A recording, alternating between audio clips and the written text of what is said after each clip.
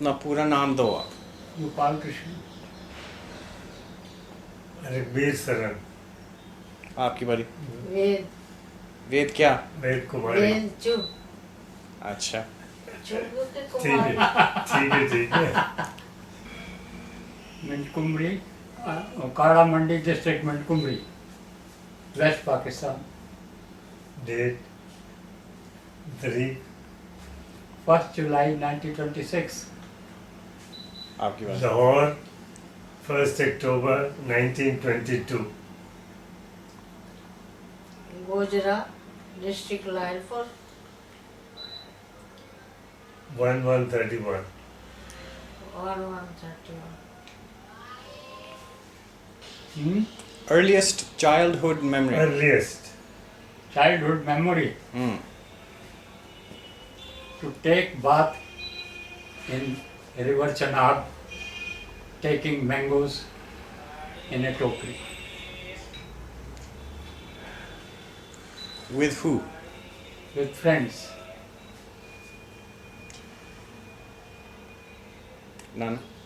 Mine was driving a two-wheeled cycle in the streets without any companion. I didn't have friends in my childhood. In the street we lived, didn't know anybody.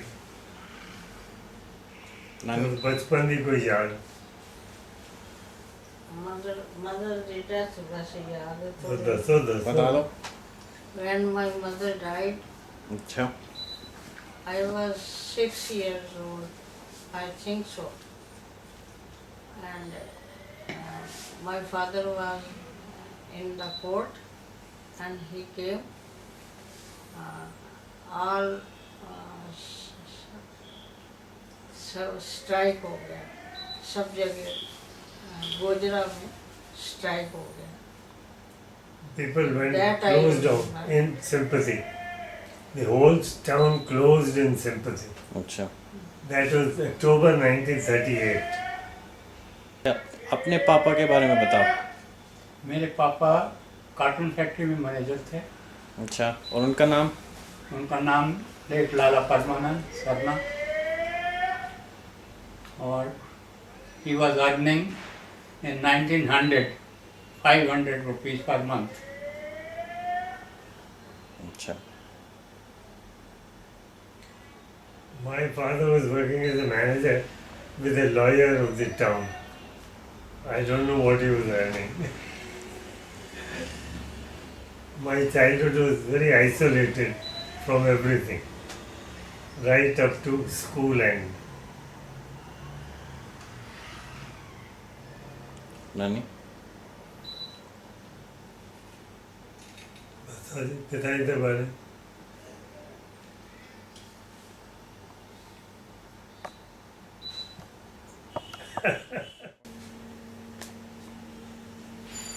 मैं हिंदी में बोलूँगा, मुझे अंग्रेजी ठीक है। नहीं।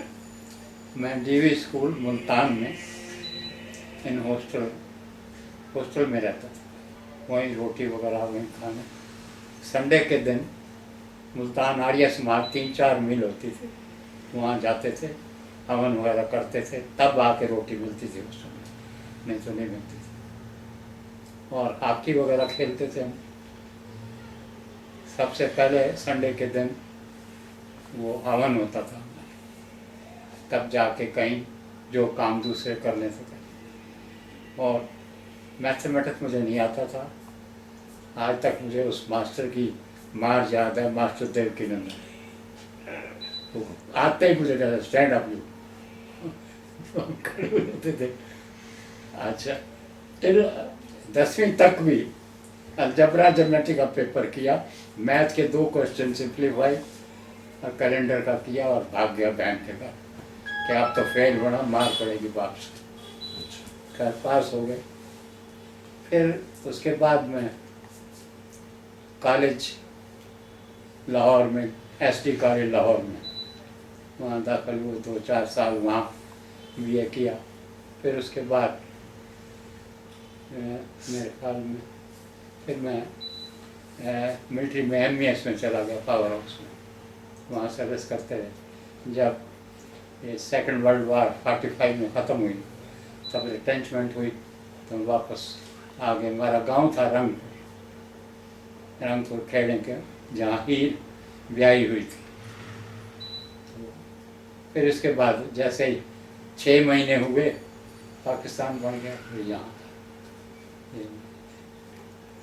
Favourite subject drawing ही रहा है मेरा, या हिस्ट्री ज्योग्राफी। Least favourite?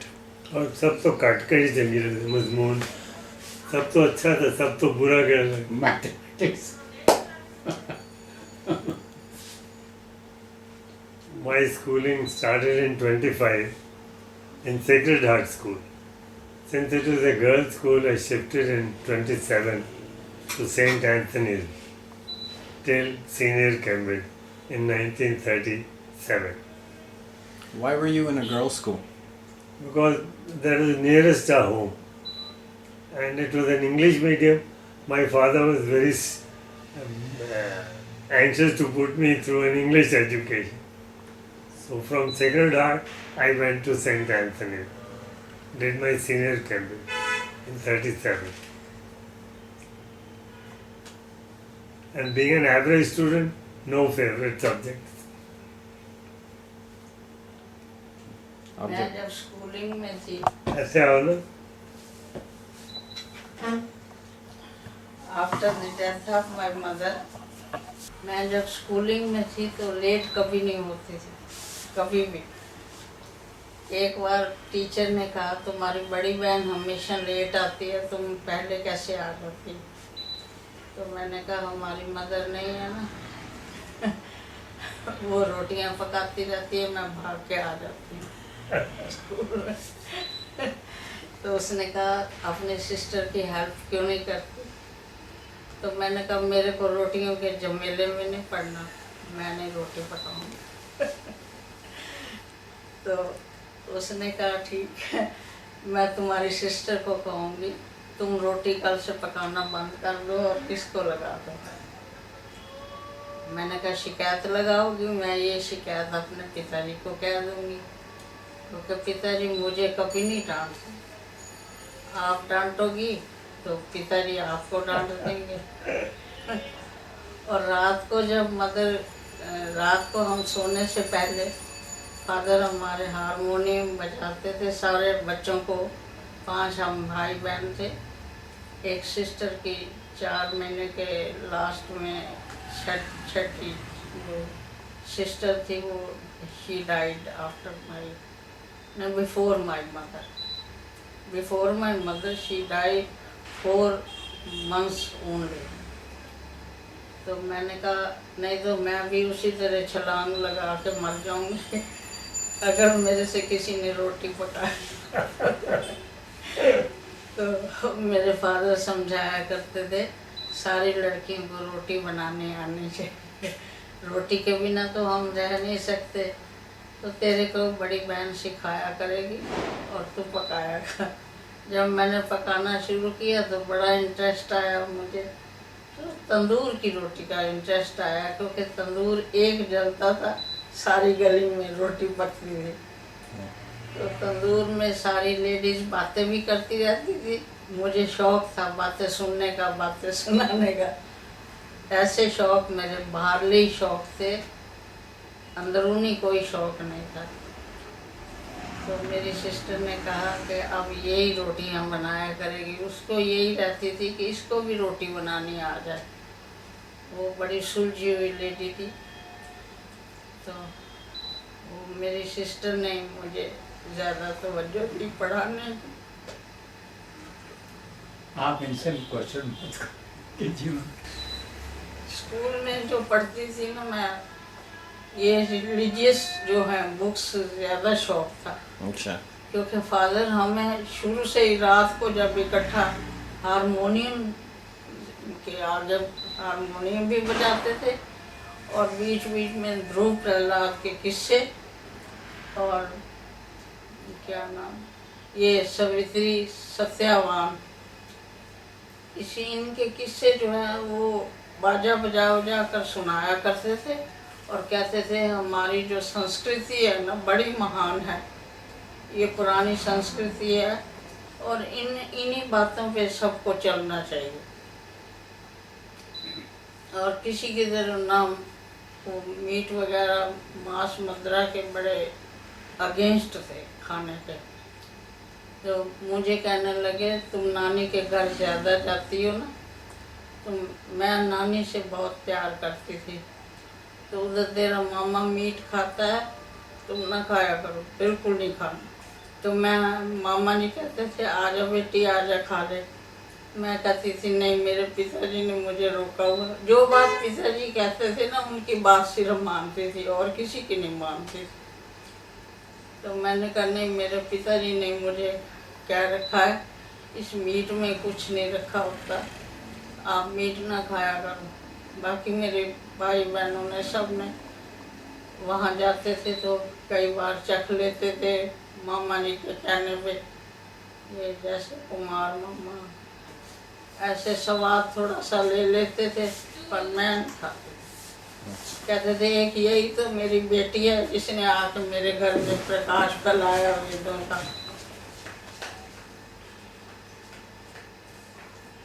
आप बोलते रहो, चल रही हो। वो चल रहे थे, सुनाई दो। नहीं तो बैटरी खत्म हो जाएगी। स्कूल पढ़ाई हाँ। की थी।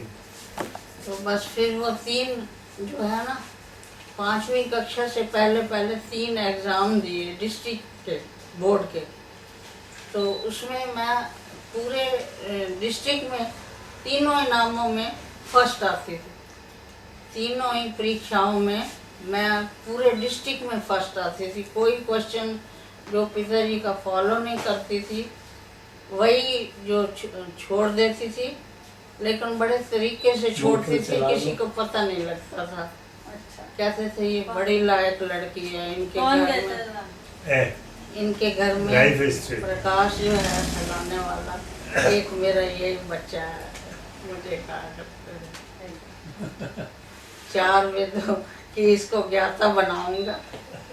और फिर इधर पार्टीशन जब हुआ तो मुझे कहते हैं एक मोहम्मदन लड़की है शेखों के कारखाने में फंसी हुई है, वो ना ऐसा करो जब कोई हमें लेने आएगा ना हिंदुस्तान से पाकिस्तान, तो ये जो है ना उस लड़की को तू निकाल के ले आ।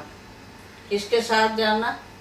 एक मिलिट्री जो आई हुई थी ना हमें हमारी रक्षा के लिए, तो उसके साथ तू चली जाना सवेरे, और वो बुढ़िया से छुड़ा के ले आना। हरिद्वार की लड़की थी, हरिद्वार की लड़की वहाँ फंसी हुई थी मुसलमानों के यहाँ। 2-3 शादियाँ होती हैं शेखों के कारखाने में। वहाँ से मैं उस लड़की को बड़े तरीके से निकाल लाई। वो लड़की गई क्या नाम, शौचालय गई, शौचालय लैबोरेटरी सुबह टॉयलेट गई। उस लड़की के पास मैं भी बैठ के वहीं बैठ गई, तो उसी के बहाने से बैठ गए।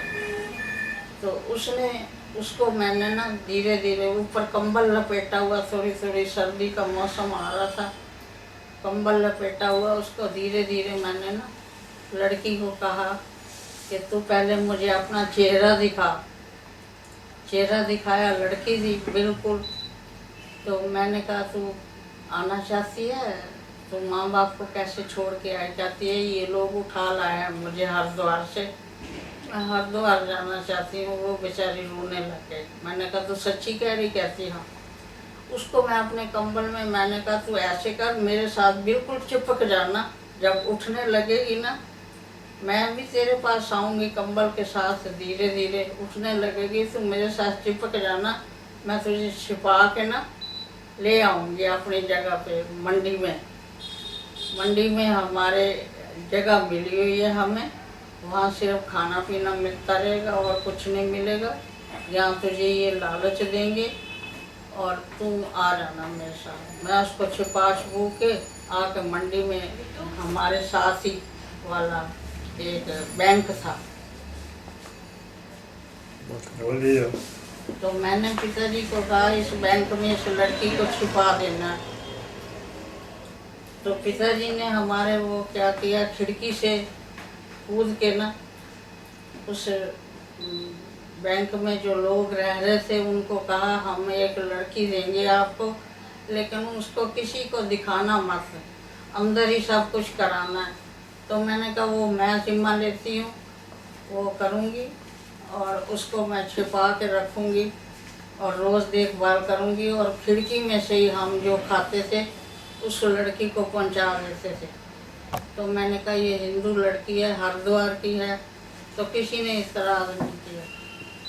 बस वो लड़की जब पहला ट्रक आया तो बड़े मामा जी का नाम था, वो यहाँ इनकम टैक्स में काम करते थे ना, तो उसमें नाम आ गया बड़े भाई का कि इसको निकाल के हमने हिंदुस्तान ले जाना है, मिस्टर CL बत्रा का नाम है, आ जाए कौन है।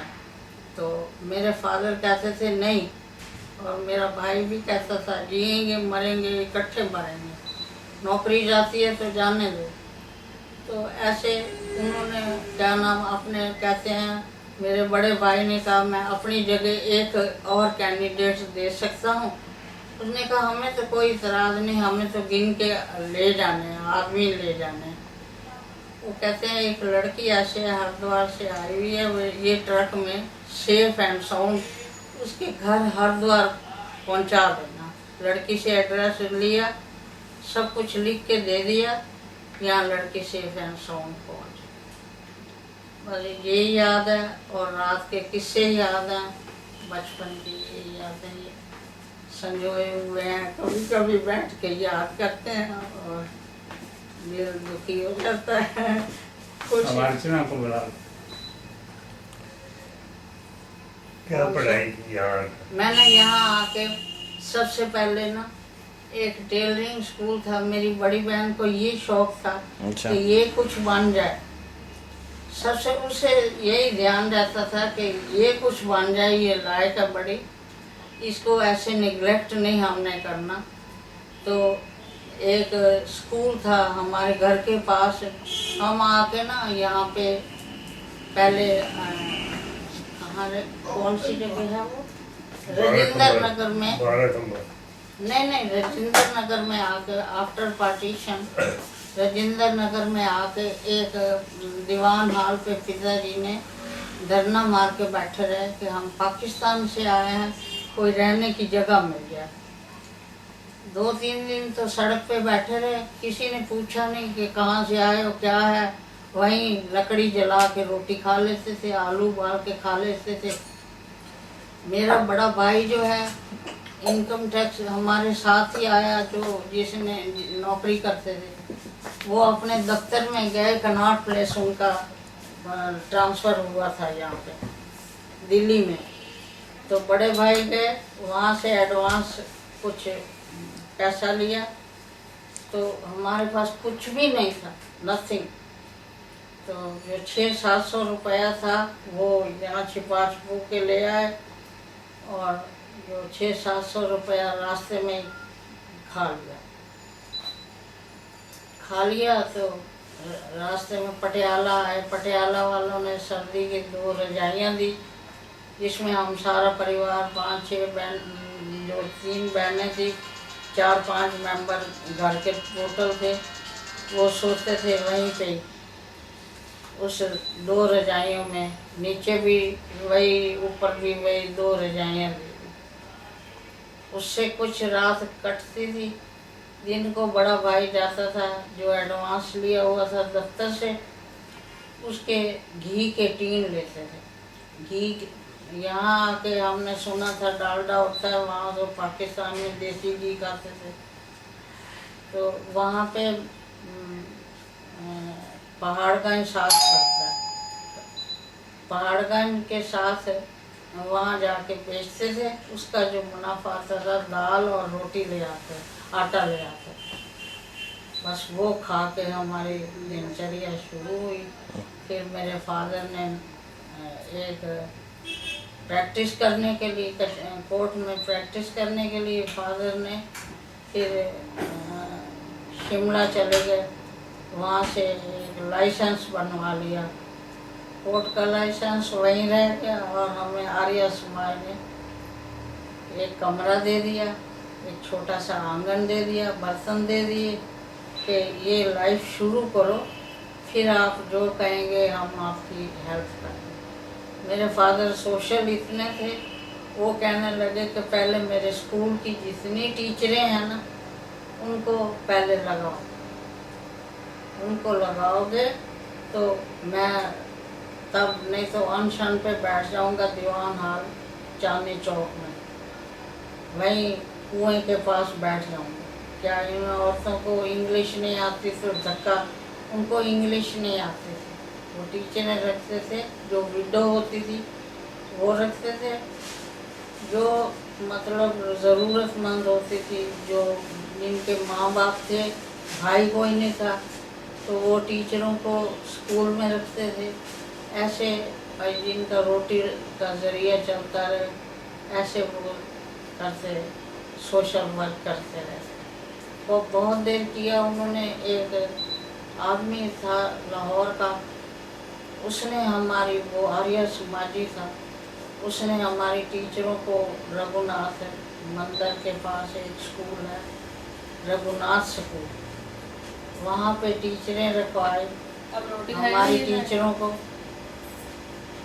7-8 टीचरें थी हमारी वहाँ पाकिस्तान की, सबको नौकरी दिलवा के कहते हैं तब मैं खुला कमाऊंगा और खाऊंगा, नहीं तो मैं भी इनके तरह हम सब बैठ के छलांग लगा देंगे।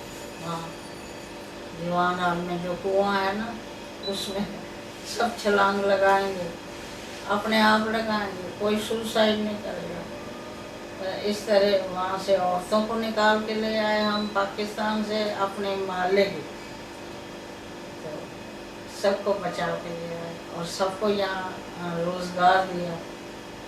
ऐसे ऐसे पसंद। फिर तो फादर जो है उन्हीं के यहाँ, वो कहते हैं हम आपको कमरा भी देंगे, रसोई भी देंगे, आंगन आगे खुला बरामदा टाइप था, ऊपर से अंगूर की छत बनी हुई थी, वो भी देंगे, हम आपको गुस्ल खाना देंगे, आप रोटी खाओ पर सर्विस हमारे यहाँ है। हमारे ट्रेडिंग कंपनी में फादर मेरे ने काम स्टार्ट किया, सिर्फ जगह ना होने की वजह से वहाँ पे काम करते रहे। लाइसेंस जो बना हुआ था तो कोर्ट का, वो वैसे के वैसे ही डला गया। तो धीरे धीरे फादर का स्वास्थ्य भी जाता रहा। They How close were you to your siblings growing up? close to Your siblings, your sisters. sibling. I was the youngest, the siblings were married. Already Two married? sisters, and I grew up with their children. They were practically my age.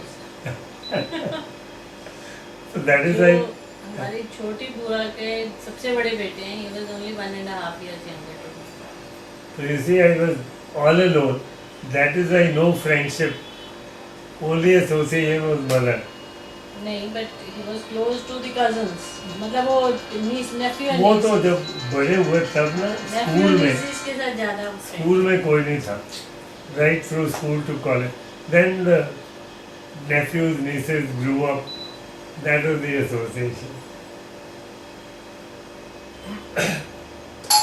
कोई भी नहीं तंग करता, अच्छा। बहुत प्यार था हम भाई बहन में।